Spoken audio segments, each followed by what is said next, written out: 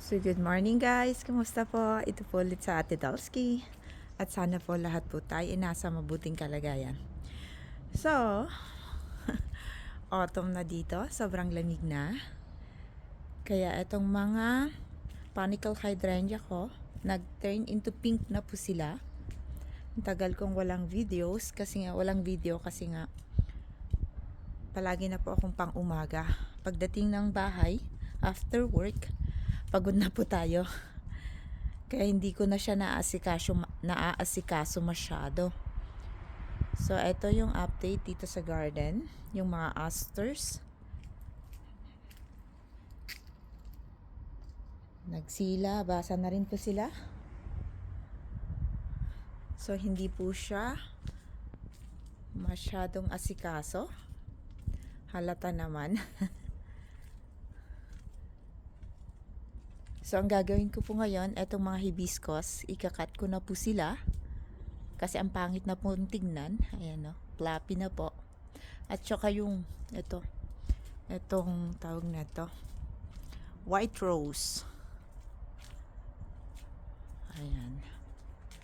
Ito yung pang third flush po niya. So, kailangan ako na siyang ikat. So, doon sa likod, ganun pa rin. Pakita ko rin sa inyo. Ayan o, yung hibiscus. Ang pangit na po niyang tignan. So, araw-araw ngayon, umuulan. Kaya lahat basa. Kailangan ko ngayong kahit konting magawa dito sa garden. Kasi bukas pang umaga na naman ako. Kaya itong mga unahin ko, itong mga hibiscus. Ayan. Tsaka yung tawag na ito, yung mga rose. At saka itong mga cornflower. So, ito yung vegetable. Wala. Ayan o, late po silang nag-glow. Kumbaga, gumanda yung aura niya. Kaya lang late na po. Late na po siya. Sobrang lamig na. Wala nang init.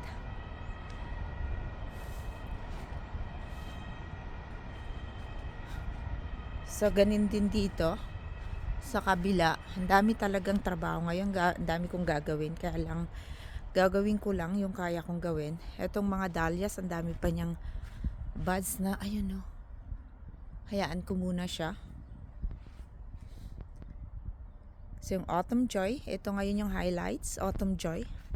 Nag-turn red na po sila. Kaya lang, pag dumadami po siya, naging fluffy po. Yung sa gitna, nagkakaroon ng tawag nito, lubo. Parang kalbo. So, ito yung pampas grass ko. Ayan yung itsura ng garden ngayon. So, lahat basa.